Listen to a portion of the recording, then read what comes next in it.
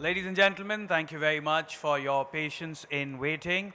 It is now our honor to inform you that we have our guest of honor, Shri Baijayant Panda ji, who is the Honorable National Vice President and Spokesperson, Bhartiya Janata Party, and former Member of Parliament, Rajya Sabha and Lok Sabha, who has graced us with his presence. Let's give him a warm welcome, please, ladies and gentlemen, on the stage.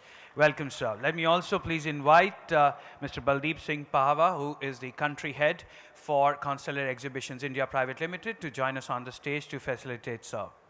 Welcome.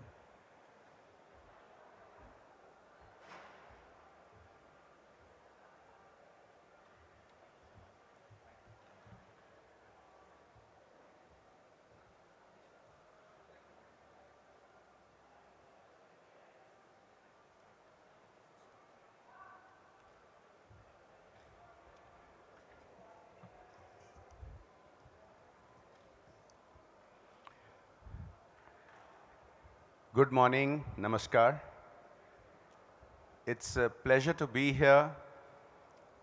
I'm very happy to see the scale with which this first effort to have a FinTech India convention has taken off. I have had the privilege of speaking at the Singapore FinTech a couple of times and have seen it grow immensely in scale, having many thousands of square meters of convention space and many tens of thousands of footfalls. And this has come at a time when countries like India, traditionally not considered at the cutting edge of industries like FinTech, have in fact made their way to the front.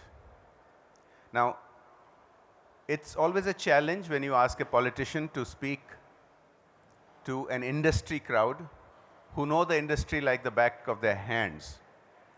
But I can't help but share with you my excitement when I see some of these statistics, which just a few short years ago would have been considered next to impossible. The fact that NASSCOM has recorded that India's tech industry has had the best year ever. The best year-on-year growth, 15.5%, and reaching a level of more than $225 billion. The fact that the tech sector now directly employs 5 million people. I remember turning the clock back to an earlier era when many global predictions, and this is around the time of Y2K, would predict that India had a potential of only about 2 million employment in the tech sector, and that tech would not be the panacea because India needed many more, much more than that in terms of employment. So here we are, not even a generation later, and we are talking these stupendous numbers.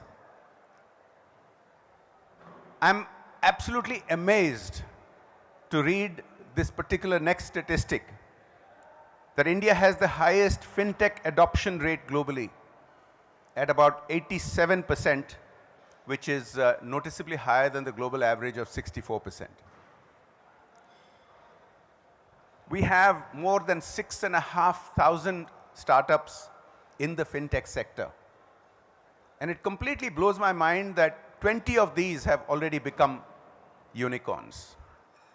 Of course, India is rapidly becoming the home of startups and unicorns around the world, with well over 100 now. But just FinTech alone, taking this leap, is enormous.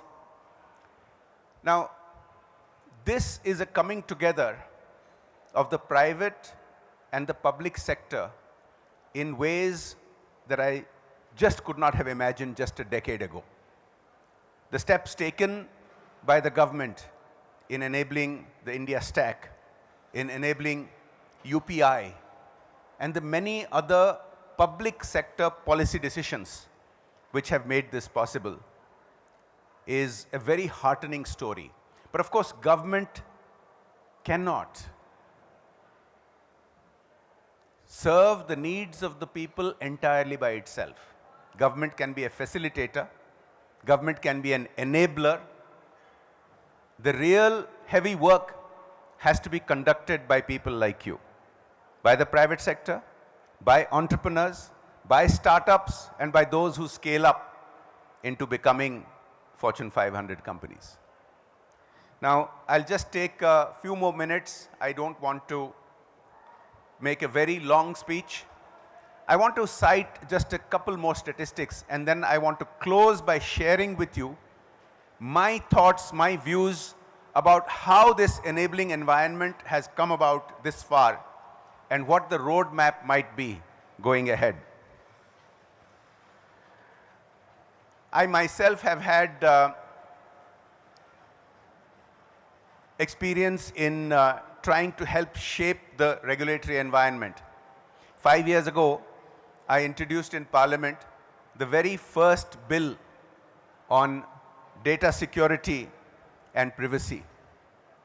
I was very heartened thereafter that it was considered by many and recorded in the media as an ideal bill, and the Supreme Court's landmark judgment thereafter basically endorsed the kind of view that has been emerging on these issues of privacy and data security. But it's still a work in progress, as all of you are very much aware. And while some people consider these regulatory issues to be hurdles, the fact is, India is no longer just a follower. There were many decades when India could simply do a cookie-cutter strategy of following the rest of the world, whether it was in terms of technology adoption or whether it was in emulating them to set up a regulatory environment. We don't have that luxury anymore. We are soon to be the largest nation in the world with 1.4 billion population. We have already achieved the status of being the fastest growing large economy in the world. This is something that was said for many decades to be impossible for a very large and unwieldy democracy as India. Many people used to have what I then used to call China envy. Other countries that didn't have to deal with the issues of democracy, of having to convince people, of having to build consensus, were thought to have an advantage. But we have proven that our growth, whether economically, whether in technology adoption, doesn't have to be a conventional linear growth. As many of you who have been involved in startups and have seen them scale up very rapidly, the so-called proverbial hockey stick curve, where you have a learning curve that is slower than the rest of the world average for a while, and then once the building blocks are in place, you see that uptick and sharp growth. That's exactly what we are experiencing today by some of the statistics I have cited. So my message on issues such as the regulatory environment is that it is a work in progress. We will sort it out with the involvement of all stakeholders, including people in the industry such as yourselves. A couple of other, I think, stellar aspects about the fintech industry that I want to mention here is that it has emerged as a key sector of collaboration between India and countries like Singapore and the UK. I'm totally gobsmacked by these last two statistics, and I'll end with my sharing of statistics with this one. Like I said, you're probably aware of all of these, but it's very exciting for me, having been involved in policy, having faced a situation where for a decade or more, we were told that it's not going to happen in India. The fact that in 2020, India topped the APAC, the Asia Pacific countries in fintech investments, is something that's extremely exhilarating for all of us, not just those in the industry, but those of us who've also been involved in the policy side of things. The fact that in this year, 2020, that investments into Indian fintech were nearly double that of investments into China is something that just could not have been conceptualized just a few years ago. And finally, a report by the City of London Corporation, which points out that India is emerging as a dominant force in the fintech industry, is very heartening. So, as I come to the last part of what I want to share with you, again, it's great to see this start here today in this exhibition hall. Singapore also started relatively small compared to the 60,000 footfalls that they have seen recently. I believe in India, we are going to see the same kind of hockey stick curve growth in fintech participation. And in coming years, right here in India, perhaps maybe at this venue or at other new large venues that are coming up, I expect to see a rapidly increasing fintech participation. I want to thank Constellar for taking this step of bringing the fintech convention here to India. And as I said in this last part of what I want to share with you, I want to talk about the governance that makes this possible. I've mentioned a little bit about the government and public sector initiatives which have partnered with the private sector to make fintech possible. You know, the Janta Yojana, the JAM trilogy, e-rupee, so on and so forth. But you think about it, to make all this happen, it wasn't on autopilot. We can all recall just a decade ago when Aadhaar was being implemented by an earlier government, and within the government itself there were so many voices that Aadhaar did not get to fly. There were contradictory voices. There was no place where the buck stopped for a policy decision. And to get these policy decisions through, whether it is GST, for instance. Now, these are all linked. Fintech doesn't exist in a vacuum. GST, which was pending for more than 2 decades, also didn't happen in a vacuum. It happened with enormous work, enormous heavy lifting behind the scenes to push it through. And we all know the challenges that it has faced, and we all know the resistance it has faced, but by and large, it has now been accepted as being transformational in India. I consider GST the single biggest economic reform that we have seen in 75 years. And what this has done is, it has grown the umbrella for the legitimate part of the economy. The part of the economy that is traceable, that pays taxes, and this would not have been possible with just legislation. Without the fintech revolution, without the fact that you can go and buy golgappas and pay with them digitally, without the fact that you can pay laundries, tailors, let alone hotels and travel digitally from your smartphone, the GST revolution would not have been fully possible. Similarly, we have faced many other issues that require political will and that require political consensus. I don't have to tell you how contentious it is in the largest democracy that human history has ever seen to build that consensus. This is what I referred to earlier when I said that many commentators around the world would question whether India had what it takes to achieve this kind of growth, to achieve this kind of technology adoption, to achieve this kind of leadership status. But here we are. And it is fully fitting in the form of things that Constellar has brought the FinTech convention here to already in this inaugural stage being very significant. But as I've said again and again, I expect this to very rapidly scale up because of the statistics that I gave you. The kind of investment that's coming into fintech, the kind of adoption that is happening, not just among the elites, not just among people like you and I, but throughout the length and breadth of the country.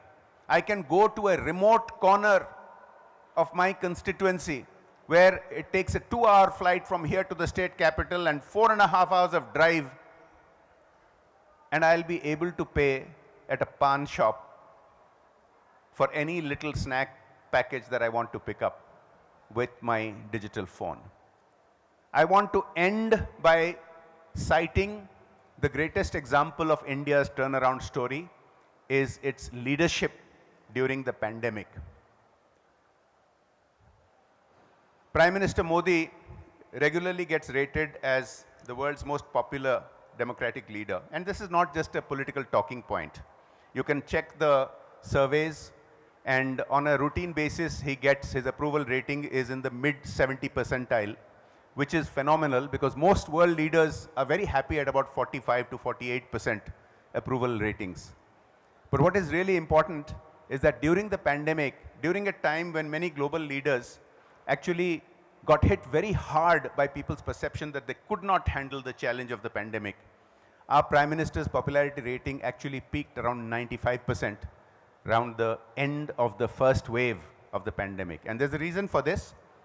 The way he led the nation, the way 1.3 billion people came together, the way the medical professionals came together, the way biotech industry came together to create domestic vaccines, to run the largest and fastest vaccination program in the history of the world. You know, we've just crossed 2 billion vaccinations. Think about that, significantly higher than any developed nations, including the US, including China. And we have just launched the next phase of free vaccinations for the precautionary or the booster dose. This is the story of new India, where India is headed. This is the story of an India which is transforming itself from an aid-receiving nation to an aid-giving nation. We have helped the world with 180 million doses of vaccines. We have helped well over 150 nations, not just with vaccines, but with many other, we've helped many nations financially. We are helping our neighbors such as Sri Lanka, which are in deep crisis financially. But during the pandemic, helping them with many other kinds of medical assistance and not just vaccines. And the point I'm trying to make is, yet again, this is a story of partnership. This could not have happened without the technology revolution that I've referred to a couple of times. And in specific, it could not have happened without the FinTech revolution. The very last point I wish to make is that when the lockdowns in India started, the very first policy decision taken by the government was a huge one, and it was dependent entirely on FinTech, which was to provide financial assistance to tens of millions of Indians who were poor and stranded, migrant workers. 22 million Indians got cash transfers into their hands at the end of that first week after the lockdown, without which many of them would have starved. This wouldn't have been possible in an earlier era. This wouldn't have been possible without the FinTech revolution, without all of you contributing to this. And without the FinTech resolution, and without the kind of governance and leadership the nation has received, we wouldn't have bounced back economically to now become the fastest growing large economy, where the whole world is looking to India as a beacon of hope. Wouldn't have happened without FinTech. This is the story of FinTech. This is the story of New India. Proud to be alive in this time to see this shaping up in India. Thank you all. Thank you for coming to this convention. I look forward to interacting with you at future FinTech conventions right here in India, which is going to be, already is, the leading story for how FinTech is changing the world. Thank you very much. Jai Hind.